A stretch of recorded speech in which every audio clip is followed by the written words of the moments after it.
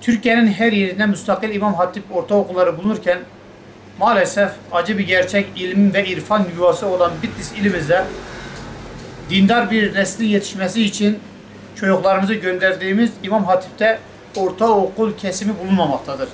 Müstakil bir İmam Hatip ortaokulunu istiyoruz. Bunu dilekçe ile Milli Eğitim Müdürlüğü'ne bildirmek ve meramımızın giderilmesi için yetkili ve etkili insanlarımızdan destek bekleyerek bu müstakil İmam Hatip ortaokulunun açılmasını biz istiyoruz. Öğrenci velileriyle bir araya gelip biz karar aldık. Bitlis İl Milli Eğitim Müdürlüğü'ne dilekçelerimizi sunacağız.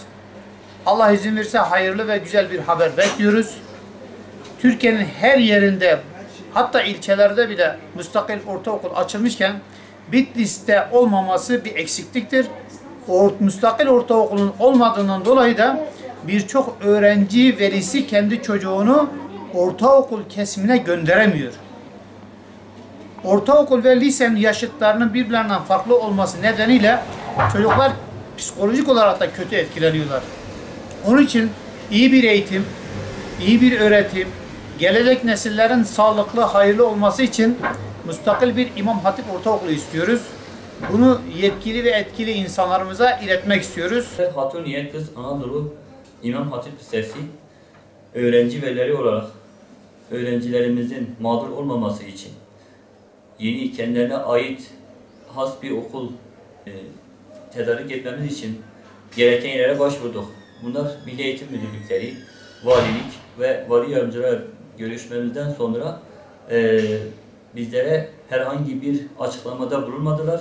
Herhangi bir okulda temin etmedikleri için artık bunu biz veliler olarak dilekçeyle yetkili insanlara, yetkili mercilere başvurmak zorunda kaldık. Hatip şuuruyla büyüyen güzel bir nesil yetiştirmek için öğrencilerimizi gönderdik. Maalesef bu yıl orta öğretim bölümünü kapatmak zorunda kaldıklarını söyleyip bize haber verdiler. Biz de bunun için gereken bütün yerlere dilekçemizi bütün veliler olarak vereceğiz. Okul yapılmazsa zaten lise bölümüne öğrenci almayacaklar, ortaokul bölümünü kapatacaklar. Okuldan bize yapılan açıklamaya göre okul müdürünün ve okul yetkililerinin bir dahaki yıl 2015 sezonunda lise bölümüne öğrenci alınmayacak, orta öğretimde kapanmak zorunda kalacak sınıf yetersizliğinden dolayı. Onun için İmam Hatip'in kapanmaması için, İmam Hatip okulunun kapanmaması için biz gerekli bütün yerlere, bütün mercilere dilekçelerimizi sunup gerekli yerden yardımlarını bekliyoruz.